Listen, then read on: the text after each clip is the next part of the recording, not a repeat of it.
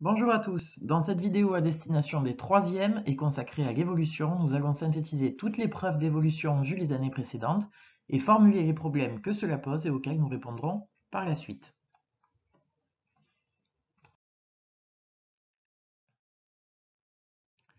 Depuis la sixième, nous avons relevé un certain nombre de faits surprenants. En cinquième, nous avons étudié le mode de nutrition des animaux. Nous avions remarqué que la denture des animaux était adaptée à leur régime alimentaire. Ici, vous voyez un crâne. On ne sait pas à quelle espèce il appartient, ok? Mais par contre, regardez les dents. En observant les dents, on peut savoir si l'animal est phytophage ou s'il est zoophage. Là, en l'occurrence, l'animal a des dents pointues, des canines pointues, il s'agit des crocs destinés à couper la chair, et puis surtout à l'arrière, des molaires très développées, appelées carnassières, typiques d'un animal carnassier, donc zoophage. En cinquième, je vous avais montré le crâne d'un chien. Là, il s'agit de celui d'un autre animal, en l'occurrence une hyène. Autre crâne.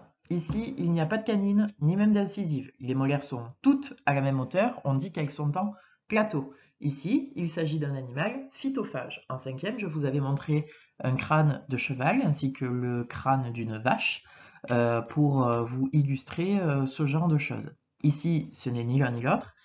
C'est un autre animal, le lamantin, qui vit dans la mer des Caraïbes. On continue? Et là, regardez cette bouche, cette denture. Des crocs, bien visibles à l'avant, des carnassières à l'arrière de la bouche, nul doute, il s'agit d'un animal zoophage. De qui s'agit-il? Le voilà, c'est le panda géant. Et là, vous allez me dire, mais attendez, problème, le panda géant est phytophage, il mange du bambou. Et même, il se nourrit que de bambou. Donc, comment se fait-il que cet animal qui est phytophage présente une denture caractéristique d'un animal qui est zoophage? Eh bien, l'explication, nous l'avions trouvée dès la classe de 5e. Le panda géant est en fait un ours, et comme tous les ours, son ancêtre était carnivore. Tous sont restés carnivores, en tout cas tous ses cousins, tous les autres ours, sauf lui, qui est devenu phytophage et a mangé du bambou. Autre exemple, toujours en cinquième, nous avions étudié la respiration des animaux et avons remarqué que certains animaux, comme les dauphins, remontent régulièrement à la surface de l'eau pour respirer. Pourquoi? Parce qu'ils ne possèdent pas, comme les poissons, de branchies, mais des poumons qui permettent de récupérer le dioxygène de l'air et non de l'eau. D'ailleurs, nous avions remarqué que les animaux qui possèdent des poumons ont un cœur cloisonné en deux parties, comme c'est le cas ici pour le dauphin. Donc cet animal présente des poumons et un cœur cloisonné. Mais alors, comment se fait-il qu'il n'ait pas des branchies tout simplement? Eh bien, nous avions examiné son squelette et nous avions trouvé également des fossiles qui nous permettaient de dire que l'ancêtre du dauphin possédait 4 pattes et avait des poumons. Et puis, au cours de l'évolution, eh bien, ses descendants sont retournés vivre dans l'eau, les pattes se sont entre guillemets transformées en nageoires. Plus exactement, on parle de palettes natatoires, puisqu'il ne s'agit pas véritablement de nageoires, mais bien de pattes qui servent pour nager, d'où l'expression natatoire, au cours de l'évolution. Donc, ici, nous avons un exemple d'un animal qui est retourné vivre dans l'eau. En sixième, nous avons observé les oiseaux et nous avions remarqué que ces oiseaux présentent sur leurs pattes des écailles, comme d'autres animaux qui présentent des écailles. Nous avions également remarqué que l'aile d'un oiseau est exactement fait comme le membre d'un animal présentant une patte. Et donc, on aurait tendance à dire que les oiseaux n'ont que 2 pattes et 2 ailes. On peut également dire qu'ils ont en vérité 4 pattes. D'ailleurs, dans Jurassic Park, les vélociraptors n'ont pas d'ailes, mais ils ont des pattes. Alors, dans le Jurassic Park 1, ils n'ont que des écailles. Dans Jurassic Park 2, le réalisateur a rajouté quelques plumes sur le dessus de la tête du vélociraptor. La raison est simple, le vélociraptor était un oiseau.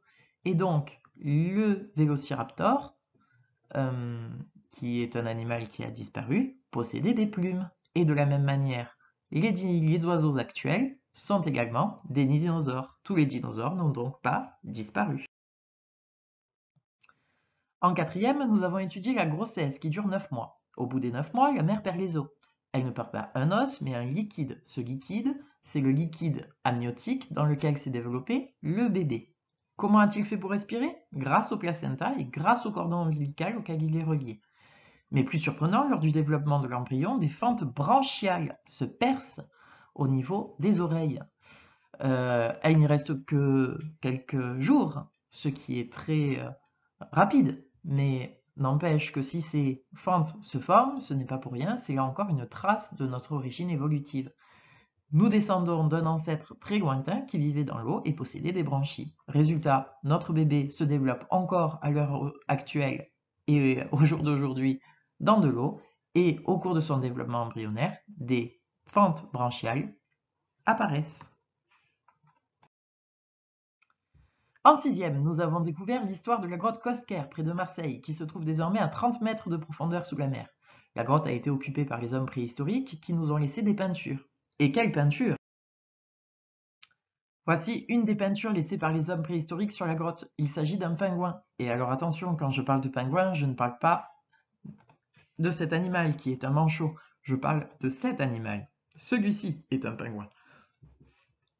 Alors celui qui est représenté n'était pas de la même espèce, c'était le grand pingouin, qui n'existe plus aujourd'hui. Mais il était présent donc à Marseille il y a 20 000 ans. Il faisait donc, il y a 20 000 ans, au niveau à Marseille, beaucoup plus froid qu'aujourd'hui. Il s'agissait d'une période glaciaire. Voici une autre preuve de la période glaciaire il y a 20 000 ans, c'est que une autre peinture. Et vous voyez que sur cette peinture, on voit des chevaux. Ces chevaux qui sont dessinés, ce sont des chevaux de Przeworski qui habitent actuellement dans les steppes, c'est-à-dire dans les prairies très froides d'Europe de l'Est. Et donc, la présence de ces chevaux à Marseille il y a 20 000 ans nous montre qu'il faisait effectivement beaucoup plus froid. Alors, désormais, on est dans une période interglaciaire et la transition de période glaciaire à période interglaciaire a eu lieu il y a 10 000 ans. Voici une reconstitution de la grotte il y a 18 000 ans. Le niveau de la mer était beaucoup plus bas et on peut y voir des chevaux, on peut y voir des gnous, on aurait pu y ajouter les pingouins. Tous ces animaux vivaient donc aux alentours de Marseille. En cinquième, on s'est intéressé à une ressource géologique, la pierre de Paris, avec laquelle ont été construits de nombreux monuments parisiens. Nous avions remarqué, trouvé même, un indice précieux dans la roche de la cathédrale. Alors, voici les trois portails. Entre les deux, celui central et celui sur la gauche, nous trouvons ce petit indice. Ce petit indice, c'est un fossile, et un fossile d'un mollusque. Un coquillage, vous me direz? Le coquillage correspond à la coquille d'un animal, le mollusque. Et ce n'est pas le seul, de nombreux fossiles sont visibles le long des quais de Seine. Alors, pour identifier à quel animal faisait référence ce fossile, eh bien, en cinquième, nous avions recherché à identifier la coquille et nous avions fini par trouver l'animal en question qui était fossilisé. Cet animal, il est là, c'est le cérite.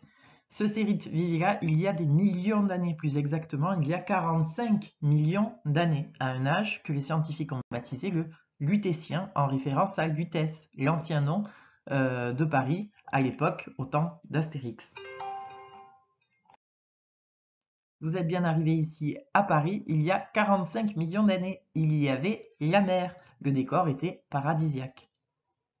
La vie, de même que les paysages, évolue.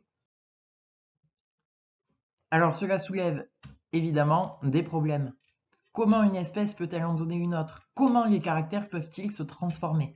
Concrètement, comment les pattes des ancêtres des dauphins ont-elles pu devenir des palettes natatoires? Comment les écailles qui étaient présentes chez les ancêtres des oiseaux se sont transformées en plumes? Comment les écailles se sont transformées en poils dans le cas des mammifères? Comment des caractères peuvent évoluer devenir nouveau?